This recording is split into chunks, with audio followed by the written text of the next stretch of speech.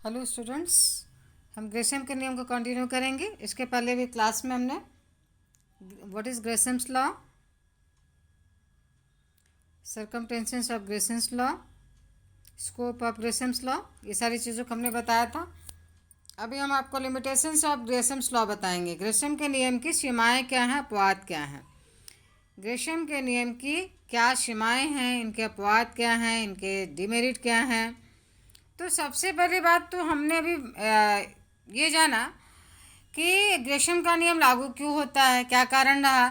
जब अर्थव्यवस्था में दो प्रकार की मुद्राएं, अच्छी मुद्रा और बुरी मुद्रा एक साथ जब प्रचलन में होती हैं तो हमेशा बुरी मुद्रा अच्छी मुद्रा को प्रचलन के बाहर कर देती है। लेकिन हाँ, इसके अपवाद भी हैं। क्या? पहली बात तो जब अर्थव्यवस्था में मुद्रा की कुल मात्रा आवश्यकता से कम हो जाएगी। जब अर्थव्यवस्था में मुद्रा की कुल मात्रा आवश्यकता से कम हो जाएगी तो ऐसे कंडीशन में हमारे पास, मान लीजिए हमारी आवश्यकता है 100 रुपये की, हमारे पास 90 ही रुपया है, तो हम तो सेविंग करके नहीं रखेंगे, पूरा 90 रुपया खर्च कर देंगे। तो यहाँ पे ग्रेशम के नियम को लागू होने की कोई बात ही नहीं आती है। जब अर्थव्यवस्था में मुद्रा की कुल मात्रा आवश्यकता से कम होगी तो ऐसे कंडीशन में ग्रेशम का नियम लागू नहीं होगा। दूसरी बात यह है बुरी मुद्रा का अत्यधिक खराब होना। जब अर्थव्यवस्था में बुरी मुद्रा बहुत अधिक खराब कंडीशन में होगा तो उसका यूज नहीं हो पाएगी। जब कागजी नोट की अगर हम बात करते हैं, अगर जो है नोट एकदम से गल गया है, एकदम पुराना हो गया है, जगह जगह फट गए हैं, सारे नोट खराब भी कंडीशन में हैं, खराब अवस्था में हैं, तो ऐसे कंडीशन में हमारे पास एक ही विकल्प बचता है कि जो हमारे पास अच्छी मुद्रा उसी का हम प्रयोग करेंगे। अर्थात यहाँ पे सिर्फ अच्छी मुद्रा बची, बुरी मुद्रा को हम एकदम से इग्नोर करेंगे। क्यों? क्योंकि बुरी मुद्रा एकदम से खराब हो चुकी है। ऐसे कंडीशन में केवल अच्छी मुद्रा बचती है, अच्छी मुद्रा को ही हम प्रचलन में प्रयोग में ले आएंगे और बुरी मुद्रा को हम यूज में नहीं लाएंगे। तो यहाँ पर भी ग्रेशम का नियम लागू नहीं होता है। तीसरी बात, द्विधातुमान का अंतरराष्ट्रीय स्तर पर अपनाया जाना। द्विधातुमान का अंतरराष्ट्रीय स्तर पर अपनाया जाना। द्विधातुमान का अंतरराष्ट्रीय स्तर पर अपनाया जाना, इसका मतलब ये है कि अंतरराष्ट्रीय स्तर पर, विदेशों में अंतरराष्ट्रीय स्तर पर द्विधातुमान अपनाए जाने के कंडीशन में दोनों धातुओं का जो टकसाली अनुपात होता है, टकसाली मतलब बेटा जहाँ पे सिक्कों की ढलाई की जाती है, जहाँ धातुओं के सिक्कों की ढलाई की जाती है, वो टकसाली अनुपात है, जिस रेट पे। तो द्विधातुमान का अंतरराष्ट्रीय स्तर पे अपनाए जाने का मतलब ये है कि जब अर्थव्यवस्था में अंतरराष्ट्रीय स्तर पे द्विधातुमान अपनाए जाने का कंडीशन होता है, ऐसे कंडीशन में दोनों धातुओं का जो टकसाली अनुपात होता है और बाजारू अनुपात, मार्केट रेट, इसके बीच में समानता बनाए रखना बहुत ज़रूरी होता है, बहुत आसान होता है। ऐसे कंडीशन में द्विधातुमान की जो क्षतिपूरक शक्तियाँ होती हैं वो अधिक प्रभावपूर्ण बन जाती है। क्यों?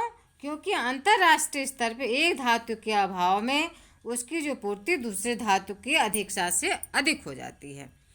इसका मतलब ये है एक धातुमान की अगर कमी आ रही है तो उसकी पूर्ति हम दूसरे धातुमान से कर सकते हैं, इसका तात्पर्य ये है। तो एक द्विधातुमान का अंतर्राष्ट्रीय स्तर पे अपनाए जाने का तात्पर्य ये है कि जब जो है अंतर्राष्ट्रीय स्तर पे दोनों धातुओं का टकसाली मूल्य बाजारू मूल्य के बीच की जो समानता होती है उसको बनाए रखना थोड़ा आसान होता है।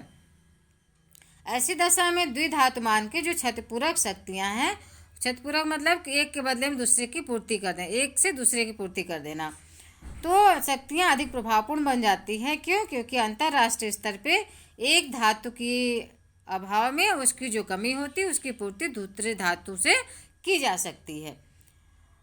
तो ऐसे कंडीशन में ग्रेशम के नियम के लागू होने की संभावना खत्म हो जाती है।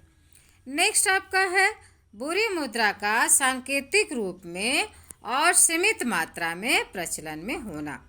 मान लीजिए बुरी मुद्रा है आपके पास, ठीक। बुरी मुद्रा और अच्छी मुद्रा की दोनों की हम साथ में बात कर रहे हैं। तो जो बुरी मुद्रा हो सांकेतिक रूप में और सीमित मात्रा में होती है। मान लीजिए बुरी मुद्रा बहुत कम मात्रा में है। सांकेतिक मुद्रा मान लीजिए सिक्के भी बहुत कम है। सिक्के को मतलब यहाँ पे प्रतीक सिक्के से मतलब है, जैसे जो गिलट के सिक्के जो वर्तमान समय आपके पास चल रहे हैं, अब अर्थव्यवस्था में जो चलन में है, जैसे 5 के सिक्के, 10 के सिक्के, ये सब आपके सांकेतिक सिक्के हैं। तो बुरी मुद्रा का सांकेतिक रूप में होना मतलब कि जो इस तरह के सिक्कों, प्रतीक सिक्कों के रूप में होना, और जो नोट भी है वो सीमित मात्रा में होना। अगर इस तरह के कंडीशन होता तब भी ग्रेशम के नियम को लागू नहीं कर पाएंगे। नेक्स्ट आपका है बुरी मुद्रा का सार्वजनिक रूप से बहिष्कार करना। समाज में रहने वाले जो लोग हैं, सभी लोग अगर एक साथ सार्वजनिक रूप से बुरी मुद्रा का बहिष्कार कर देते हैं तो ऐसे कंडीशन में भी ग्रेशम का नियम लागू नहीं होता है। नेक्स्ट आपका था लास्ट पॉइंट इसमें कि जब बैंकिंग प्रणाली का विकास उच्च स्तर पे हो जाएगा तब ऐसे कंडीशन में भी आपका जो ग्रेशम का नियम है वो लागू नहीं हो पाएगा। तो ये था आपका ग्रेशम के नियम की सीमाएं या अपवाद क्या हैं कि कब ग्रेशम का नियम लागू नहीं हो पाएगा। अब आपका है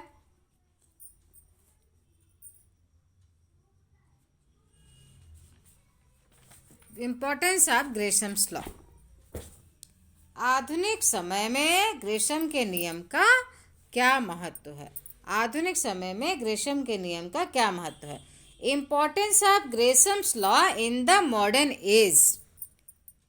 importance of Gresham's law in the modern age. आधुनिक युग में ग्रेशम के नियम का महत्व।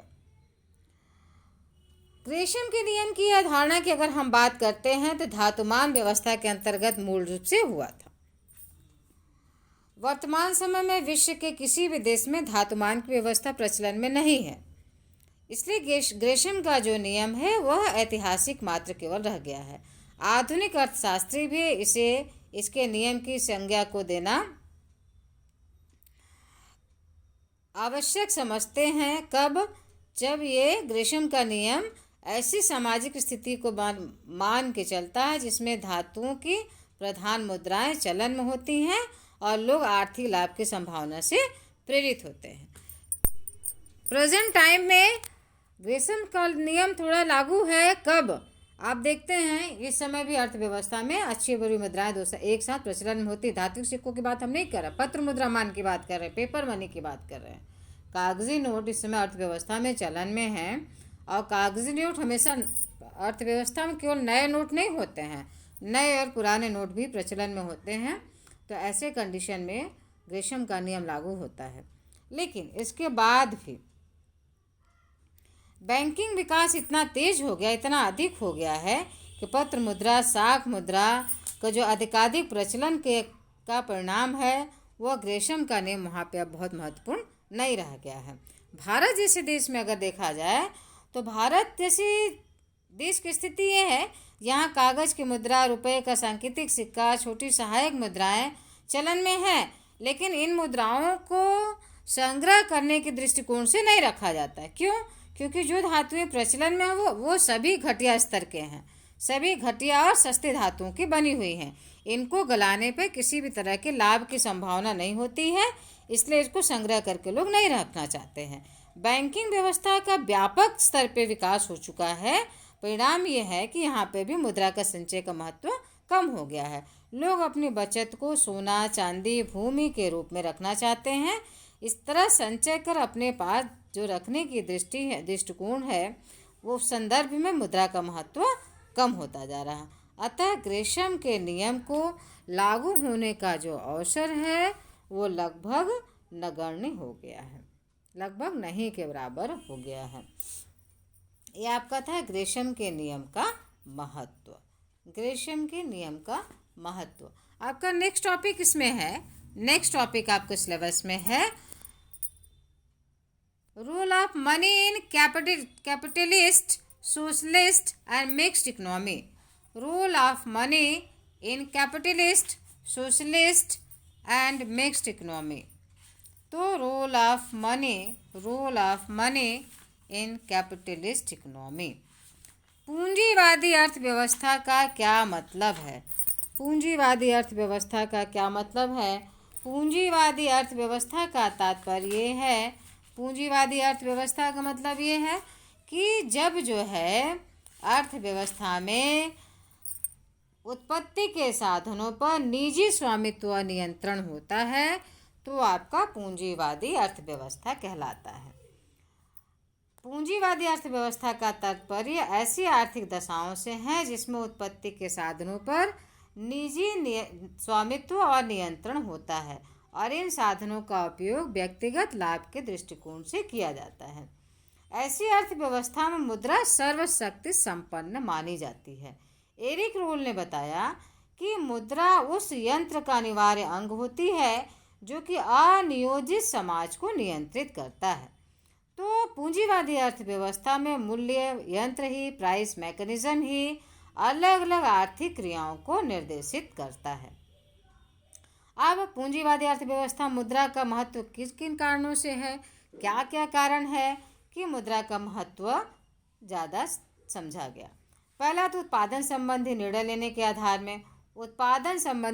के आधार में लाभार्जन की जो प्रेरणा शक्ति है यह आपके मुद्रा के महत्व को दर्शाती है। जो उत्पादन संबंधी जो निर्णय लिया जाता है उसमें मुद्रा का महत्व स्पष्ट होता है। पूंजीवादी अर्थव्यवस्था के निजी क्षेत्र में समस्त उत्पादन आर्थिक गणनाएं वह मौद्रिक मात्राओं की तुलना पर आधारित होता है।